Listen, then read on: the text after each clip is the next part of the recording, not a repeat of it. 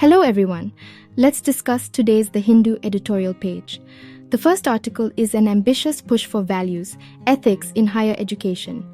In this article, the writer says that the University Grants Commission, UGC, has been issuing regulations, guidelines, and directives at a rapid pace, with one such guideline being Mulya Prava 2.0, a modified version of Mulya Prava, which was notified in 2019. The guideline aims to instill human values and professional ethics in higher education institutions, aiming to build value-based institutions by orienting individuals and institutions towards developing a deep respect for fundamental duties and constitutional values and bonding with the country. The guideline is triggered by a survey of human resource managers that highlights unethical practices in various organizations, including favoritism in hiring, training, pay, promotion, sexual harassment, gender discrimination in promotion, inconsistent views on discipline, lack of confidentiality, gender differentiation in compensation, non-performance factors overlooked in appraisals, arrangements with vendors for personal gain, and gender discrimination during recruitment and hiring. These practices may not be specific or exclusive to higher education institutions, but could be widespread among them. The UGC must get credit for notifying the guideline, though it may not be sufficient to curb corruption and violations of ethics and integrity. If not backed by sincere efforts to ensure that the provisions of Mulya Prava are effective in letter and spirit, the move may be mere formality. Higher education regulators must demonstrate zero tolerance and act swiftly to eliminate even the smallest trace of corruption in admission, examination, hiring processes, or any aspect of university administration. Mulya Prava 2.0 emphasizes the need for utmost transparency in administration and emphasizes that decision-making in higher education institutions must be solely guided by institutional and public interest and not be invalidated by biases. It seeks to abolish the discriminatory privileges of officials and urges the administration to punish the corrupt. The guideline expects higher education institutions to ensure integrity, trusteeship, harmony, accountability, inclusiveness, commitment, respectfulness, belongingness, sustainability, constitutional values, and global citizenship. Authorities in and officers of universities must ensure that their acts, statutes, ordinances, and regulations are strictly adhered to in letter and spirit. The guideline requires higher education administration to conduct matters ensuring accountability, transparency, fairness, honesty, and the highest degree of ethics. It also reminds them to act in the best interest of their institution, create a conducive culture and work environment for teaching, learning, and research, and develop the potential of their institution. The emphasis on maintaining the confidentiality of information is challenging as it runs counter to the right of information as an instrument to ensure accountability.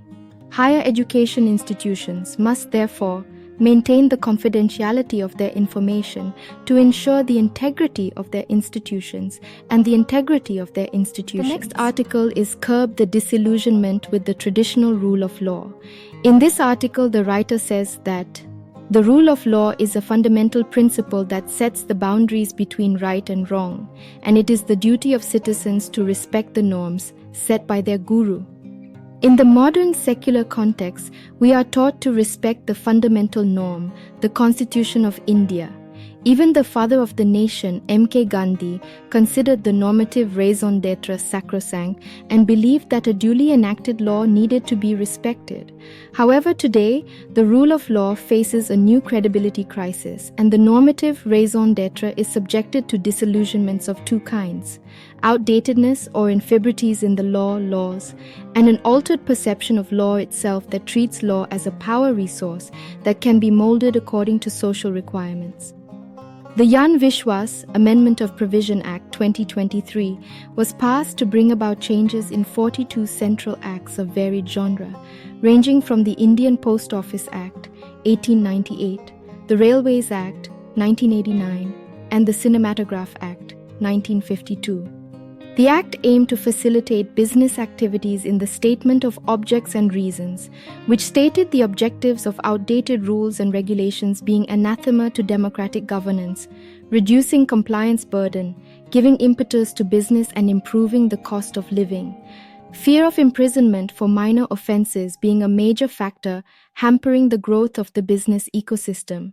Trust-based governance necessitating rationalization of monetary penalties and the gravity of the offense, and replacing the colonial period Indian Penal Code 1860, the Code of Criminal Procedure 1973, and the Indian Evidence Act 1872 with the Bharatiya Nyaya 2nd Sanhita, the Bharatiya Nagrik Suraksha 2nd Sanhita, and the Bharatiya Sakshya 2nd Bill 2023.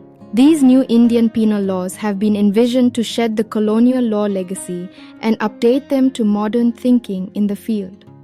The real credibility crisis of the rule of law is located in the representation of the law in the public's consciousness. The rule of law is seen as a tool for regulating the public's behavior and ensuring that the law is applied fairly and fairly. However, the real credibility crisis lies in the perception of the law as a power resource that can be manipulated according to social requirements.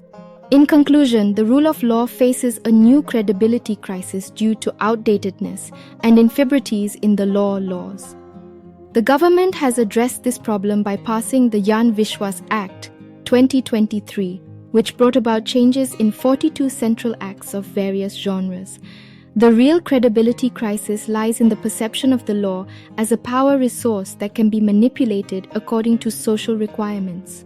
While scholars have identified the Rule of Law Index as an essential component of the national vision for development in the Viksit Bharat journey, the real credibility crisis lies in the perception of the law as a power source that can be manipulated according to social expectations. The next article is on lawful remission. SC ruling a searing indictment of Gujarat for aiding convicts' release. In this article, the writer says that the Supreme Court of India has ruled that the state government has violated the law by releasing 11 men convicted for the gang rape and murder of several family members during the Gujarat pogrom in 2002. The men were sentenced to life by a sessions court in Mumbai after the investigation in the Bilkis Bano case was shifted from Gujarat Police to the Central Bureau of Investigation and the trial transferred to Mumbai. The verdict is based on the ground that Gujarat did not have jurisdiction to decide on granting remission to convicts sentenced in Maharashtra. The bench, comprising Justices B.V. Nagaratna and Ujjal Buyan, stated that the state government had acted in tandem and was complicit in one of the convicts' petition for a direction to the state government to grant remission of the remaining life term based on a defunct 1992 policy. The ruling represents a blow for the rule of law and the restoration of faith in the judiciary at a time when there are doubts about the institution's capacity to hold power to account. The release of life convicts should be individually considered and not part of any omnibus gesture, without regard to the impact of their freedom on the victims, survivors, and society. Any rational remission policy should encompass humanitarian considerations and the convict's scope for reform without violating the rule of law or societal interests. In this case, none of the conditions for remission were met.